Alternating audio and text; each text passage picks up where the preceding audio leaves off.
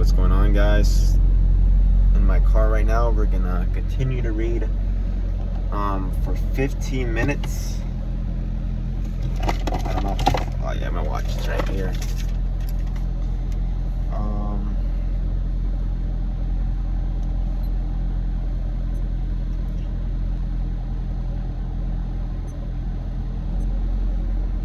I'm just gonna use the time on the screen, but we're gonna be using why does it keep moving left? We're gonna be reading for 15 minutes so I can improve my speaking, my articulation, the way I speak, and my vocabulary. And yeah, I've been inspired by Kai Cenat. But yeah, I mean, I always struggled speaking. I talk very fast and very high pitch. You know, I used to be very social, like the quiet kid. So every time I talked, I'll talk really quick so I can get my point across. And you know, usually that will not come out as good at all, and did not help. It did not help for first impression. So let's get into it. I'm reading The Hunger Games. I'll try to finish this book by. So we can finish it this month. I mean, I'll probably finish by next month, I think. Let's get into it. But there are others too who have no they love at stake, or who longer care, who slip among the crowd, taking the bets. To the bets on the two kids whose names will be drawn. Odds are given on their age, whenever their seam or merchant, if they will break down and weep. Most refuse dealing with the rectors, but carefully these same people tend to informers who hasn't broken the law. I could be shot on a daily basis for hunting, but the appetites of those in charge protect me. Not everyone can claim the same. Anyway, Gal and I agree that if we choose between dying of hunger and a bullet in the head, the bullet will be much quicker. This space gets tighter, more claustrophobic. As people arrive, there's squares quite large, but not enough to hold. District 12's population of 8,000 Larkins are directed to the adjacent streets, which can event on screen as it's televised live by the state. I find myself standing in a chump of 17s from the seam. We are all exchanged of terse nods, then focus our attention on the temporary sage that is set before the Justice Building. It holds 3 chairs of podium and 2 large glass balls, one for the boys and one for the girls. I stare at the paper clips in the girls' ball. 20 of them have Katniss Everdeen written on them in careful handwritten. 2 of them chairs with Madge's father, Mayor Undersea, who is a tall, balding man, and Avi Trinker, District 12 escort, fresh from Capitol with her scary.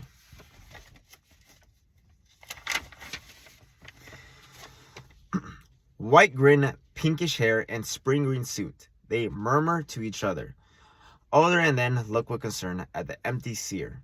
Just as the town clock strikes 2, the mayor steps up to the podium and begins to read. It's the same story every year. He tells us of the history, Panem, the country that rose to the top out of ashes of places that was not even called North. He lists disasters, the droughts, the storms, the fires, the encroaching seas that swallowed up so much of the land. The brutal war for what little substance remained. The results of Panem, a shining capital rigged by 13 districts, which brought peace and prosperity to its citizens. Then came two dark days, the uprising to the districts against capital. 12 were defeated, the 13 obliterated. The Treaty of Treason gave us the new laws, guaranteeing peace as our yearly reminder that dark days must never be replaced, never be repeated. It gave us the Hunger Games. The rule of Hunger Games are simple. In punishment for the uprising, each of the 12 districts must provide one girl and one boy, called tributes, to participate. The 24 tributes will be imprisoned in vast outdoor arena that could hold anything from a burning desert to a frozen wasteland. Over a period of several weeks, the competitors must fight to death. The last tribute standing wins, taking the kids with our districts, forcing them to kill one another while we watch. This is the capital way of reminding us how totally we are at their mercy, how little chance we would stand on surviving another rebellion. Whoever words they use, the real message is clear. Look how we take your children and sacrifice them, and there's nothing you can do. If you lift a finger, we will destroy every last one of you, just as we did to the District 13. To make it humiliating as well as torturous a capital requires us to treat Hunger Games as a festivity sporting event pitting every district against the other. The last tribute alive receives a life of ease back home, and their district will be showered with prizes, largely consisting of food. All year of the capital will show the winning district gifts of the grain and oil, even delicates like sugar, while the rest of us battle starvation. It is both for a repentance and a time for thanks, intones the mayor. Then he reads the list of past District 12 victors. In 40 years, we have exactly 2 only is still alive. Haymatch, an Abernathy, a paunchy, middle-aged man who at this moment appears hollering something unintelligible, staggers onto the stage and falls into the third chair. He's drunk. Barry, the crowd, responds with a broken applause, but he is confused and tries to give Effie Trinket a big hug, which he barely manages to fend off. The mayor looks distressed.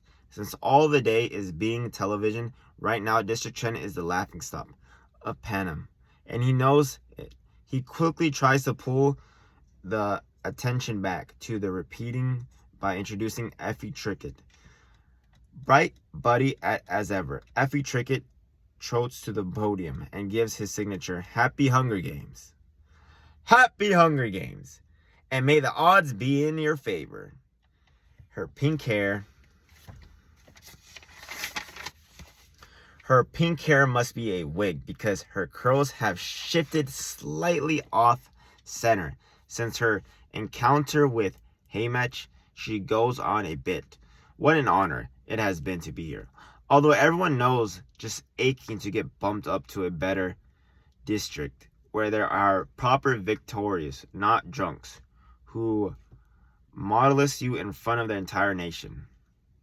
Through the crowd, I spoke Gal looking back at me with a ghost of a smile. As reppings go, this one at least has a slight entertainment factor. But suddenly I'm thinking of Gale and his 42 names.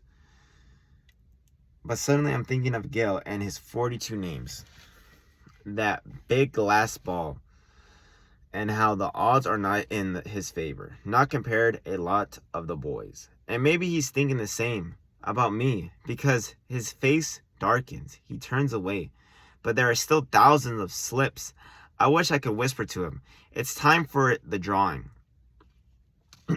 Effie Trickle says, as she always does, "Ladies first," and crosses the glass ball with the girls' names. She reaches in the digs in her hand, deep into the ball, and out a slip of paper. The crowd draws in a collective breath, and then you can hear a pin drop. I'm feeling nauseous and so desperately hoping that it's not me. Every Trinket comes back to the podium, smooths the slip of the paper. and reads out the name in a clear voice, and it's not me. It's Primrose Everdeen. One time when I was in a blind tree, this is chapter 2, it's 10 minutes in.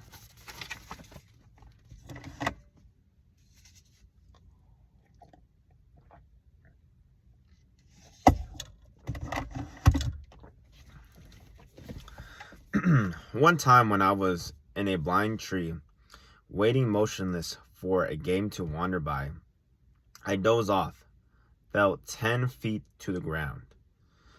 To wander, I dozed off and fell 10 feet to the ground, landing on my back. It was as if the impact had knocked every wisp of air in front of my lungs. And I lay there struggling to inhale, to exhale, to do anything. That's how I feel now. Trying to remember how to breathe. Unable to speak, totally stunned as the name bounces around inside my skull. Sometimes it's gripping my arm. A boy from the scene, I think maybe I started to fall and he caught me. There must have been some mistake. This can't be happening. Prim was one slip of paper in thousands. Her chances of being chosen is so remote that I don't even bother to worry about her. Hadn't I done everything, taking the reservoir, refused to let her do the same? One slip in 1,000. The odds have been entirely in her favor, but it hadn't mattered. Somewhere far away, I can hear the crowd murmuring unhappily, as they always do when a 12-year-old gets chosen. Because no one thinks this is fair. Because no one thinks this is fair. And then I see her, the blood drained from her face, hands clenched in fists, as her sides walking with stiff, small steps toward the stage, past me. I see the back of the blue blouse.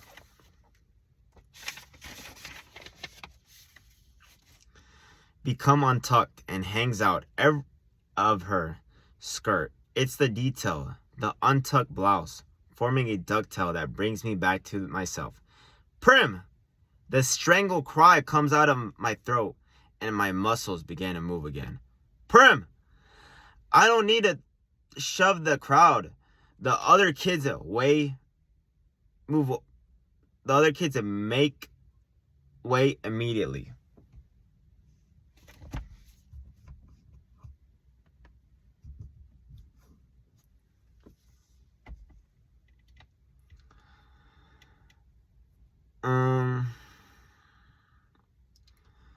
The other kids make way immediately, allowing me a strange path to stage. I reach her just as she is about to mount the steps. With one sweep of my arm, I push her behind me. I volunteer, I gasp. I volunteer as a tribute.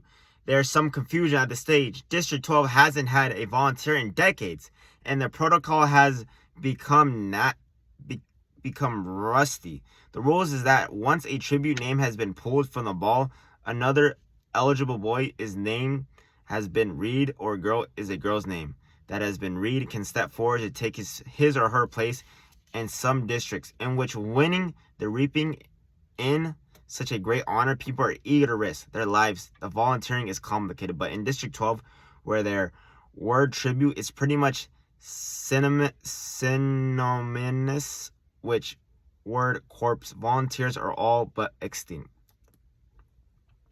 Lovely, says Effitrick, but I believe there's a small matter of introducing the reaping winter and then asking for volunteers, and if one does 1/4, then she trolls off unsure of herself. What does it matter? Says the mayor. He's looking at me with a pained expression on his face. He doesn't know me, really, but there's a fate recognize there. I am the girl who bring the strawberries, the girl his daughter might have spoken of an occasion, the girl who 5 years ago stood huddled with her mother and sister, and he present the oldest child with a medal of valor, a medal of her father vaporized in mines. Does he remember that? What does it matter? He reaps gruffly. Let her come forward. Prim is screaming hysterically behind me. She wrapped her skinny arms around me like a vase. No, Katniss, you can't go. Prim, let go, I say harshly, because this is unupsetting me. I don't want to cry. When they televised the replay of the reapings tonight, Everyone will make a note of my tears and will be marked as an easy target, a weakling. It will give no one that satisfaction. Let go! I can feel someone pulling her from my back. I turn as I see Gail lifted Prim off the ground and she's thrashing her arms. Up you go, Catnip, he says in a voice, fighting to keep steady, and then he arrives Prim off towards my mother. I still myself climb the steps. Well, bravo, gushes Efritrick. That's the spirit of the games. She pleased to finally have a district with little action going on in it. What's your name? I swallowed hard. Catnip's Everdeen, I say. I bet my buttons that was your sister. Don't want her to steal all the glory, do we? Come on, everybody. Let's give a big round of applause to our newest tribute, Trills Efri Tinker.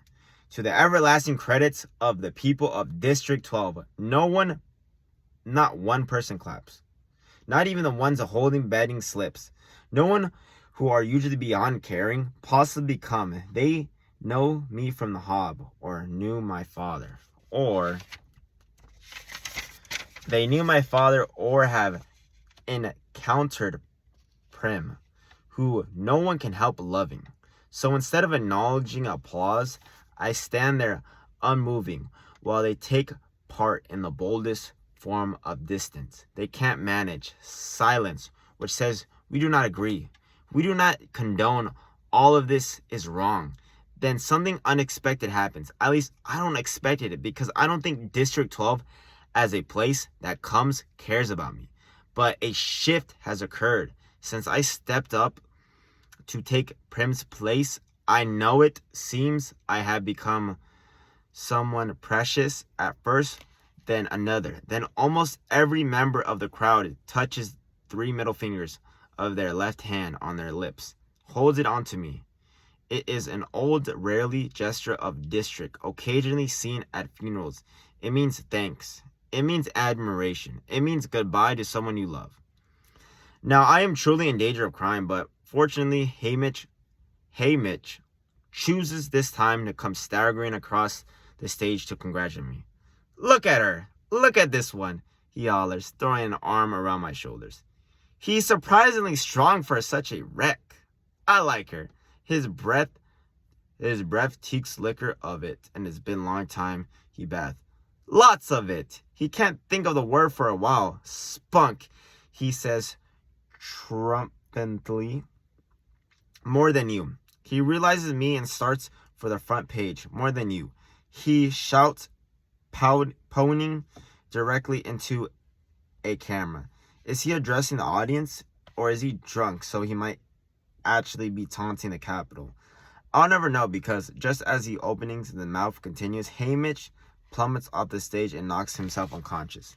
He's disgusting, but I'm grateful. With every camera gleaming trained on him, I have just enough time to realize the small choke sound in my throat and compose myself. I put my hands behind my back. I stay in the distance. I can see the hills. I climb the morning with Gale.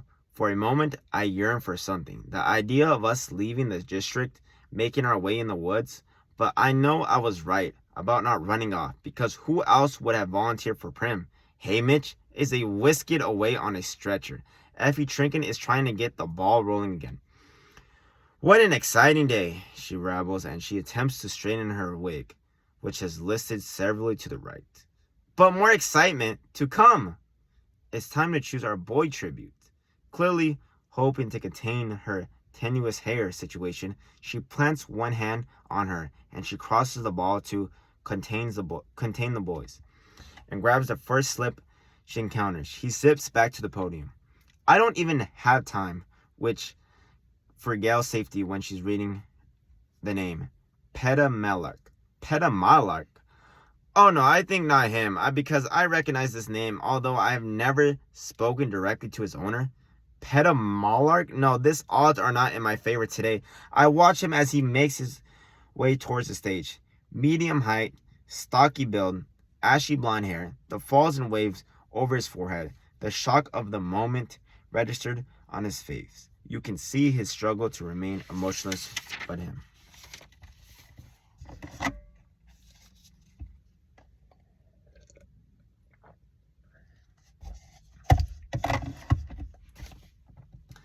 Blue eyes showed alarm.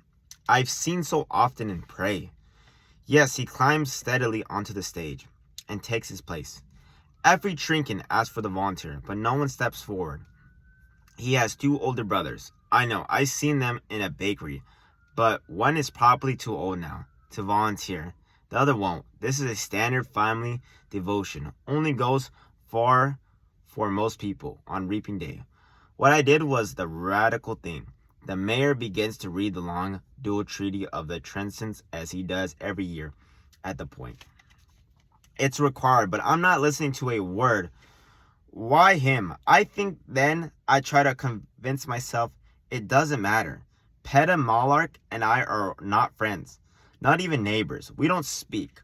Our only real interactions happened years ago. He's probably forgotten, but I haven't. I know I never will. It was during the worst times my father has been killed in mine accidents 3 months earlier, in the bitterest January anyone can remember. The numerous of loss had passed, and the pain would hit me out of nowhere, doing me over, racking my body with sobs. Where are you? I will cry out in my mind. Where have you gone? Of course, there was never any answers. This district has given us a small amount of money as compensations for his death, enough to cover 1 month of grieving, in which my mother would be expected to get a job. Only she didn't. She didn't do anything. Have sit propped up in a chair, more often handled under the blankets on her bed. Eyes fixed on some points in distance. Once in a while, she stirred, get up as if moved by some urgent purpose, only to then collapse back into stillness. No amount of pleading from Pim seemed to affect her. I was terrified. I suppose now that my mother was locked in some dark world of sadness, but at that time, all I knew was that I had lost not only a father, but a mother. Well, at 11 years old, with Prim just 7, I took over the head of the family. There was no choice. I bought out food at the market. I cooked it as best as I could. I tried to keep Prim and myself looking presentable, because if it had become known that my mother could no longer care for us, the district would have taken us from her and placed us in a community home. I'd grown up seeing these home kids at school, the sadness, that marks of angry hands on their face, the hopelessness that curled their shoulders forward. I can never let that happen to Prim. Sweet tiny Prim, who cried before she even knew the reason, who brushed the plaited my mother hair before we left our school, who still polished my father's shaving mirror each night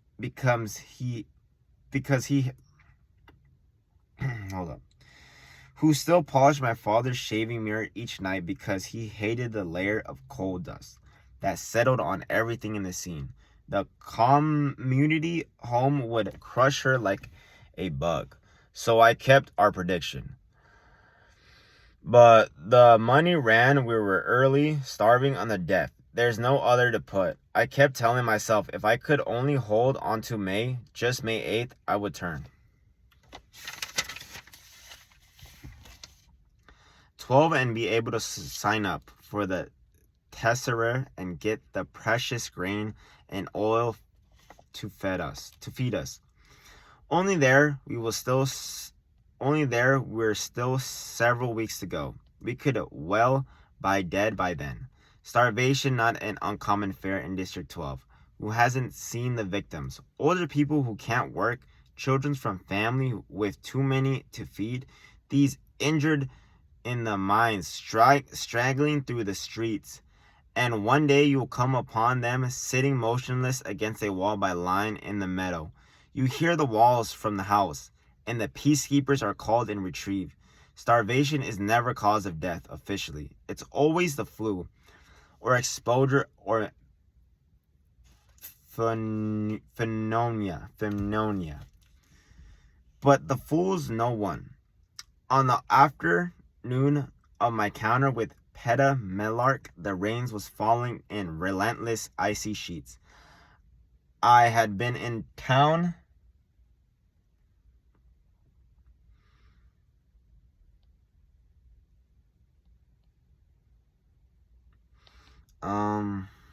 one of the afternoon of my encounters with Petamelark, the rain was falling talentless key sheets. I had been in the town trying to trade some bare old baby clothes of although I have been into the hob of several occasions with my father. I was too frightened to venture into that rough, gritty place. The rain has soaked through my father's hunting jacket. Leave me chilled to the bone. For 3 days we had nothing but bottled water with some old dried leaves I'd found in the back of the cupboard. My time, the markers closed. I was shaking so hard I dropped my bundle of baby clothes in public paddle. I didn't pick it up for the fear. I would kneel over and be unstable to regain my feet. Besides, no one wanted those clothes. I couldn't go home because at home was my mother with her dead eyes, my little sister with her hollow cheeks and crackled lips. I couldn't walk into the room with the smoky fire from the damp branches. I had scavenged at the edge of the woods. After the coal had run out of my hands, empty of any hope, I found myself stumbling a muddy lane behind the shops that served the wealthiest townspeople. The merchants live about their business, so I was essentially in their backyards. I remembered the outlines of garden beds, yet planted for the spearing a goat, two in a pen, one sodden dog tied to a post, hunched defeated in the muck. All forms of stealing are forbidden in District 12, punishable by death. But it crossed my mind that might be something in the trash bins, and those were fair game. Perhaps a bone, the butchers, or rotted vegetables at the groceries. Something no one but my family was desperate enough to. Unfortunately, bins had just been emptied. When I passed the baker, the smell of fresh bread was so overwhelming I felt dizzy. The ovens were in the back, and golden glow spilled out of the open kitchen door. I stood memorized by the heat and the luscious scent until the rain interfered, running its icy fingers down my back, forcing me back to life. I lifted the lid to the baker's trash bin and found it spotlessly, heartlessly bare. Suddenly, a voice was screaming at me. I looked up to see the baker's wife, telling me to move on. Did I want her to call the peacekeepers and how sick she was of having these brats from the seam pawing through her trash? The words were ugly. I had no defense as I carefully replaced the lid and backed away. I noticed him, a boy with blonde hair, peering out from behind his mother's back. I seen him at school. He was in my year, but I didn't know his name. He stuck with town kids. So would I? His mother went back into the bakery, grumbling, but he must have been watching me as I made my way behind the pen that held their pig and leaned against the far side of an old apple tree. The realization that I have nothing to take home and had finally sunk in, my knees buckled and I slid down the tree trunks and roots. It was too much. I was too sick and weak, tired, or so tired I let them call the peacekeepers and the takes of the community home. I thought, or better yet, let me die right here in the rain. There was a clatter in the bakery. I heard the woman screaming again and the sound of a blow. I vaguely wondered what was going on. Feet sloshed towards me through the mud. It's her. She's coming. Drive me away with a stick, but it wasn't her. It was the boy in his arms. He carried 2 large loaves of bread. This must have fallen into the fire because the crust was sown. His mother was yelling, "Feed it to the pig, you stupid creature." Why not? No one decent will buy burnt bread. He began to tear off chunks from the burned parts and tossed them into the rough. And the front baker bell rung, and the mother disappeared to help a customer. The boy never even glanced my way, but I was watching him because of the red wheel and the stud of cheekbones. What had she hit with him? What had she hit him with? My parents never hit us. I couldn't even imagine it. The boy rook one look back into the baker, as if he was checking the coast was clear. Then his attention back on the pig. He threw a loaf of bread in my direction. The second quickly followed, and he sloshed back into the bakery, closing the door slightly behind him. I stood off and loaves and bread in disbelief. They were fine, perfect, ready, expect the burnt areas. Did he mean for me to have them? He must have, because they were at my feet. Before anyone could witness what had happened, I shoved the loaves up under my shirt, wrapped the hunting jacket tightly about me, and walked swiftly. The heat of bread turned into my skin, but I clenched it right, clinging it to life. But the time I reached home, the loaves had cooled some, but the intents were still warm. When I dropped them on the table, Prim's hand reached to tear off a clung, but I made her sit. Forced my mother to join us at the table.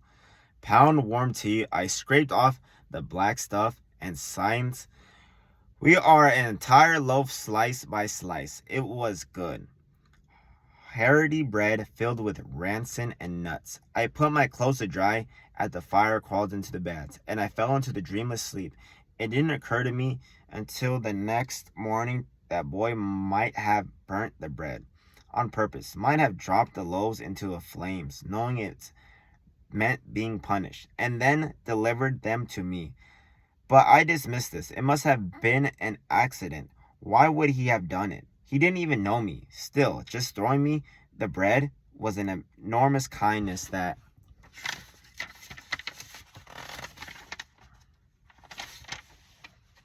would have surely resulted in a beating if discovered. I couldn't explain his actions. We ate slices of bread for breakfast, and he headed to the schools.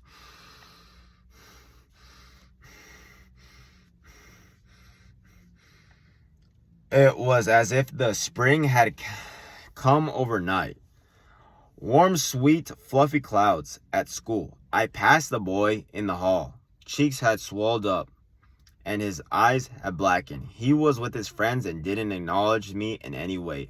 But as I collected Prim and started for home that afternoon, I found him staring at me from across the schoolyard. Our eyes met for only a second. Then he turned in his headway.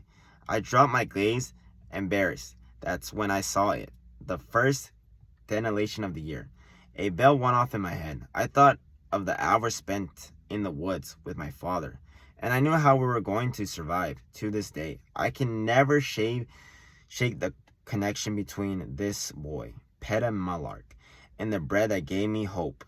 And then the elation reminded me that I was not doomed, and more than once I had turned it to the school hallway.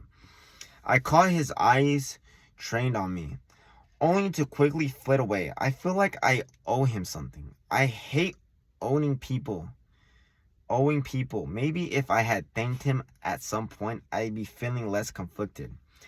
I thought about it a couple of times, but the opportunity never seemed to present itself. And now it never will, because we're going to be thrown into another arena to fight to the death, exactly how I am supposed to be work in a thank you in there. Exactly how am I supposed to work in a thank you in there? Somehow, it just won't seem sincere if I'm trying to die, if I'm trying to slit his throat. The mayor finishes the tray of cheesins and motions for Peta and me to shake hands. His airs are sullen. And warm as those loaves of bread, Peta looks me right in the eye and gives me a hand. What I think it meant to be reassuring squeeze. Maybe it's just a nervous spasm. We turn back to the face of the crowd. Anthem of the Panem. Oh well, I think.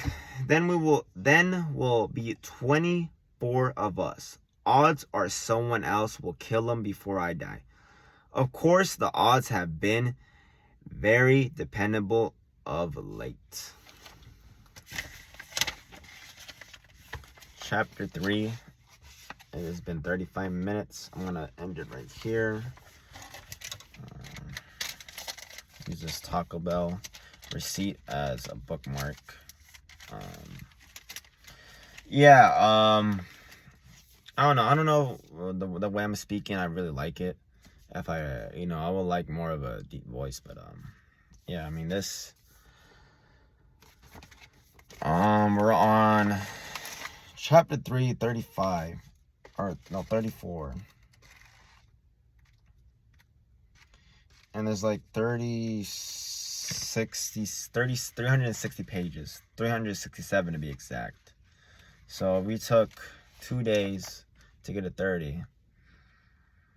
I mean, simple math here, like 4 or 5. I mean, it'll probably take us 3 weeks, 2 to 3 weeks if we do this every day. But yeah, I mean, that's all for today. But yeah, I just want to keep doing these videos.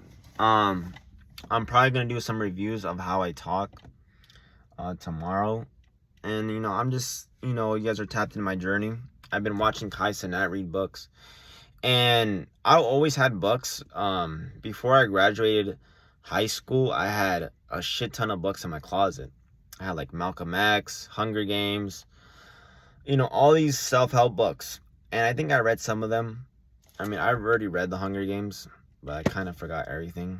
I mean, I know some of the key things, but my mind just regurgitates all the information because, it's not really important, But, yeah. So, I'm just documenting this journey. In the next 100 days, who knows? I will have all these benefits of articulating myself, speaking better, projecting my voice, having a more masculine, deeper voice, being able to communicate very well.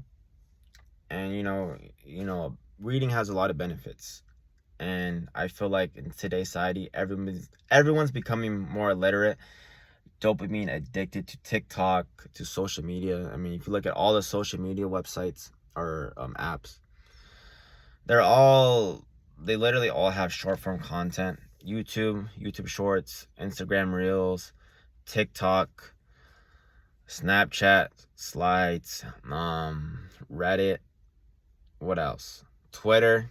Oh, don't get me started on Twitter. But yeah. I think once we start disconnecting, reading books, engaging in more long form content, writing, we'll be more literate, we'll be more intellectual, we'll be able to solve more problems instead of just consuming. Because to be honest with you, like, we're just becoming dumber and dumber as society. Like, we're gonna be the pinnacle of the WALL-E, basically the WALL-E dopamine consumer, where they're just constantly just doom scrolling on their chair, food in one hand, the drink in the other, constantly being dopamine hit every 5 seconds with something new, constantly overfilled with mindless content that does nothing to your life. Basically, go slop. I mean, if you look at WALL-E and like the people, that's basically where we're heading to. And it's just gonna keep on getting it's just gonna keep going that way. And especially in 2026, where we have news, foreign wars, AI, peak goy slop, World Cup, sporting events, a lot of drama in sports, GTA 6, bro, it's gonna be